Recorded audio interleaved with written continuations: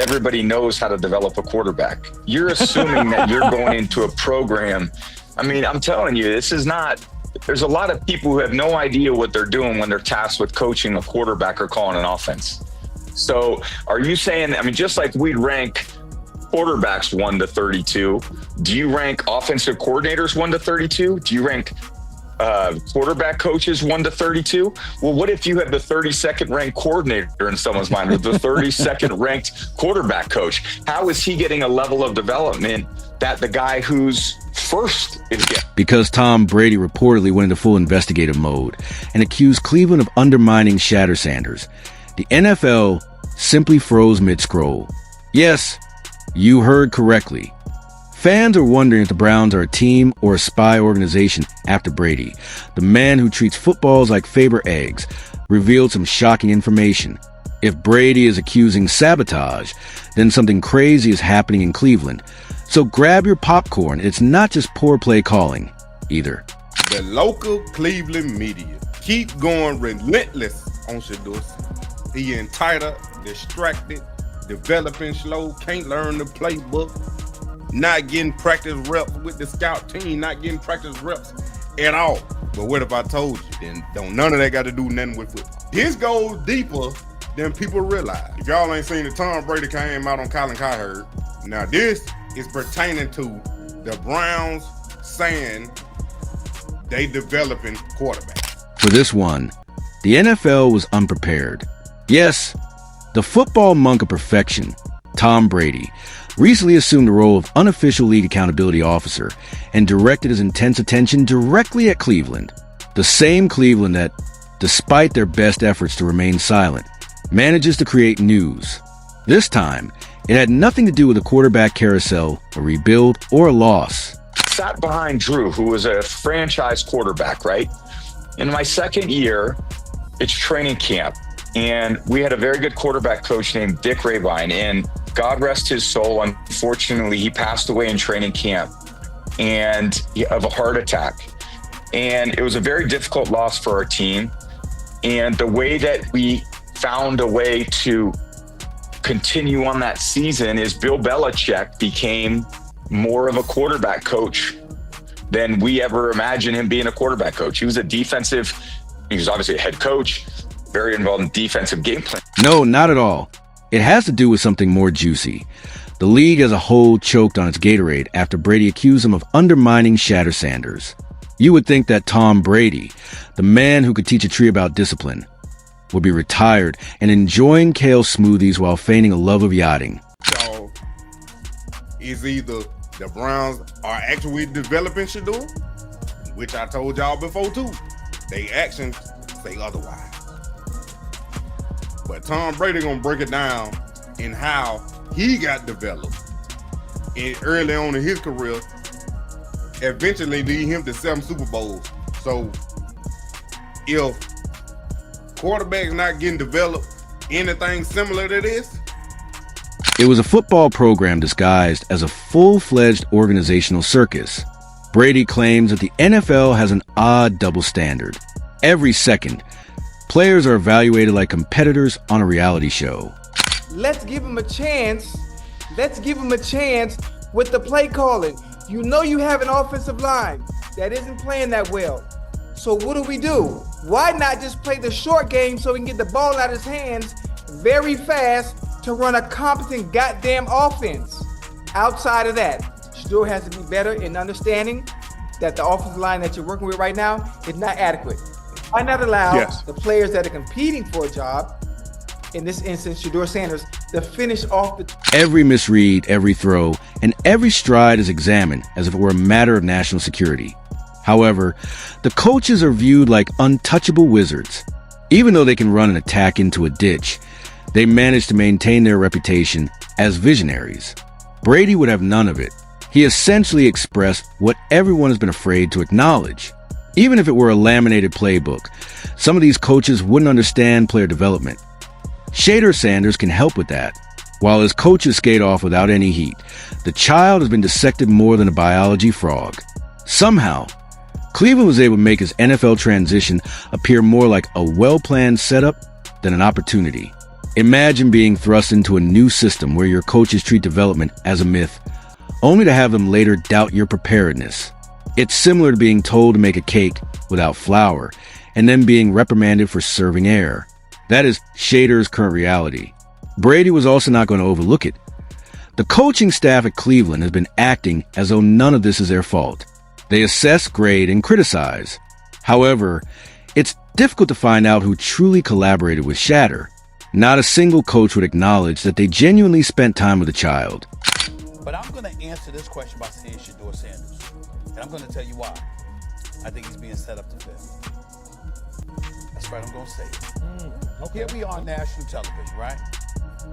There's been 11 practices, if I remember correctly. He's been he's been playing against the third unit. He's fourth on the depth chart. And then suddenly you throw him into the start lineup, and he hasn't had any reps with the first team at all. Think about that. So you just gonna throw him to the wolves like that, huh? I mean, you know, if he had first team snaps in practice, I don't say that. That's not what I say. Giving a player a helmet and best wishes seems to be the Browns' definition of development. When everything goes wrong, they shrug and remark, "See, he's not ready." Brady was able to see right through that foolishness. When he sees talent, he knows it. Additionally, he is aware when a team's atmosphere is poisonous. The same man who elevated unknown receivers to legendary status is able to identify instances in which coaching staff members are neglecting their duties. He believes that Shedeur's lack of readiness is not Cleveland's issue. The reason is because they never tried to prepare him. And that's when the incredibly awkward situation begins. People listen to Brady when he speaks. Even the ones he just roasted. The Browns made an attempt to twist it. Naturally, the standard PR nonsense about development, evaluation, and competitiveness. However, when your purported developmental strategy appears to be more like planned neglect, those statements sound hollow, but it's humorous. Until it's time for them to be held accountable. Coaches always like preaching accountability. He essentially likened the atmosphere of NFL coaching to a corporate office, where bosses are praised for turmoil and interns are fired for typos. Shedeur is the most recent victim of this broken cycle. I always had this theory that quarterbacking should be easier now. You have personal coaching, 7-on-7 camps.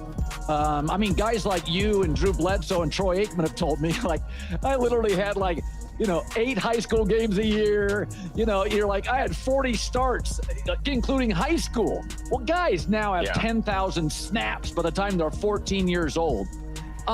So I've always said, as a sports commentator, I used to give guys 3 years.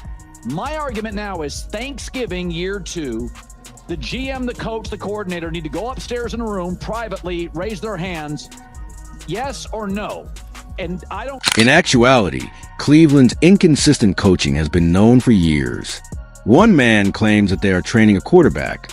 Someone else remarks, "We're evaluating."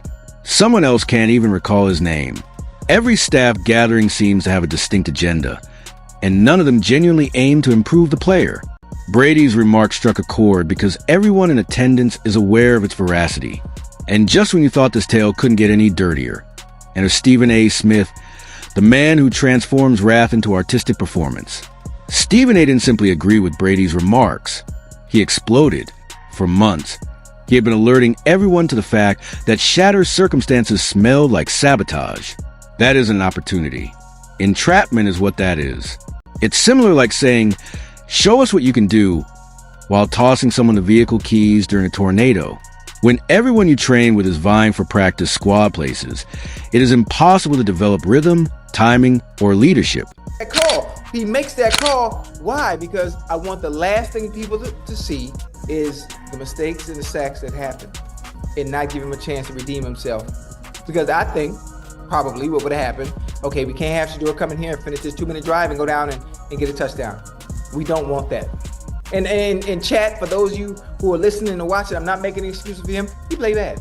But I can tell you why he played bad. I mean, if you know the game of football and understand the game of football, understand that those that are in there with him during that time are not going to be on the team. Louis Riddick intervened to intensify the situation. You know that when Riddick enters a discussion, things are going to turn awkward and analytical. He also didn't sugarcoat things. although he acknowledged Shedur's potential. He attacked the Brown purported goal. Riddick claims that there was no structure, no intent, and no representatives. To put another way, the entire situation seemed absurd. He expressed the thoughts of the fans. This was not progress. IT took longer than expected. Riddick even went one step further. He noted that other young quarterbacks were receiving mentoring, patience, and regular reps. Shedeur was given a playbook that felt more like a riddle to solve on his own. Being the only person who is unaware of the entire offensive rhythm makes it impossible to perform. Not just one individual, but every photo turns into a high-stakes audition. It was all stated in the silence. He is effectively an orphan in the organization if no one in the leadership truly stood up for him. There isn't anyone supporting him, mentoring him, or holding him responsible for his achievements. That is a certain way to ruin your career, and that was the icing on the cake. The point at which this entire story began to resemble a football soap opera. Why is the third quarterback getting interviewed? You got nothing to do with the game. Okay, it's all for media clicks. And, he's a heck of a personality, but the personality can't come out until you do something on the field. And, it's a big week for Dylan Gabriel and a big week for the Browns. I mean, making that transition for him even be available to the press. I don't know why he's doing it. You tell me, you know how that works. Is that the front office? Is that the comms team? Like, who's putting him out?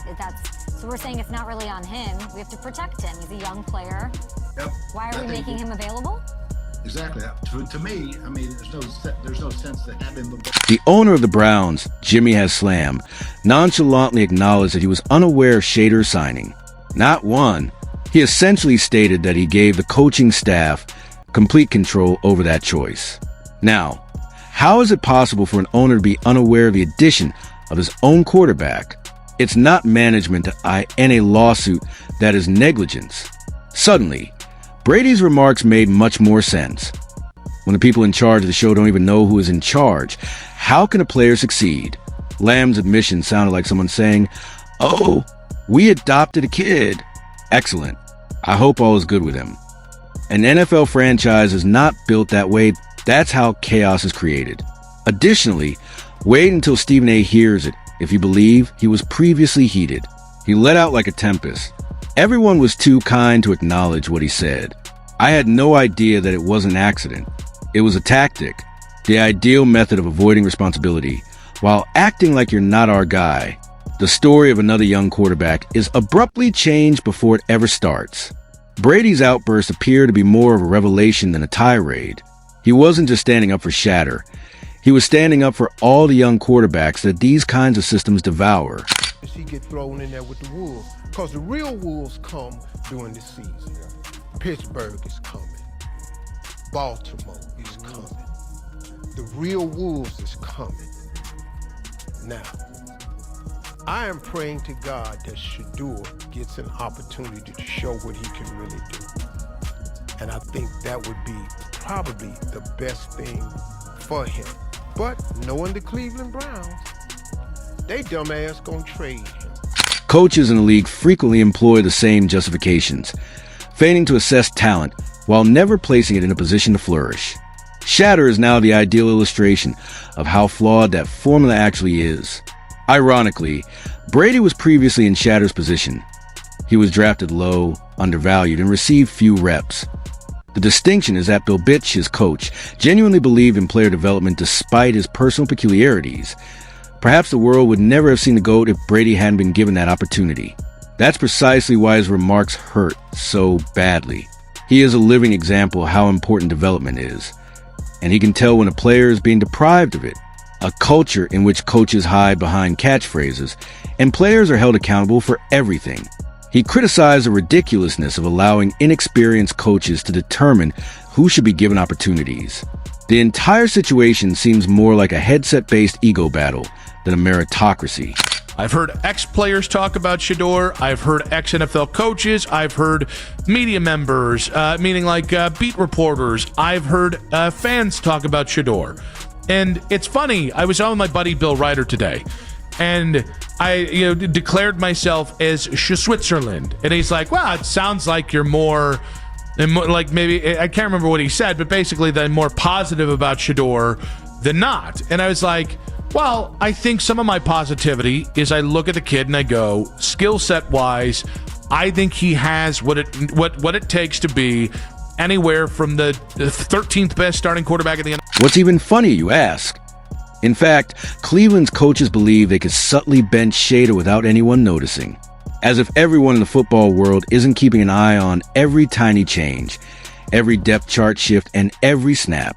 Then Brady spoke, and all of a sudden their plan appeared to be more of a cover-up than management. It is almost poetry. Brady, the man who flourished in a structured environment, is now criticizing the system for failing to create it. He is comparable to a retiring professor who returns to the classroom to discover that the students are nevertheless being taught the same antiquated material that he battled to correct 20 years ago. This time, however, a young quarterback's career is at risk for millions of dollars.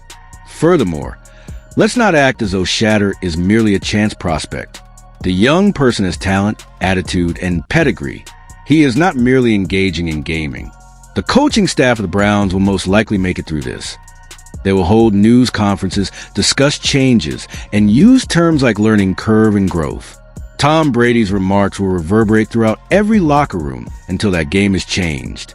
Perhaps it's time to start rebuilding coaches if they are unable to develop their players.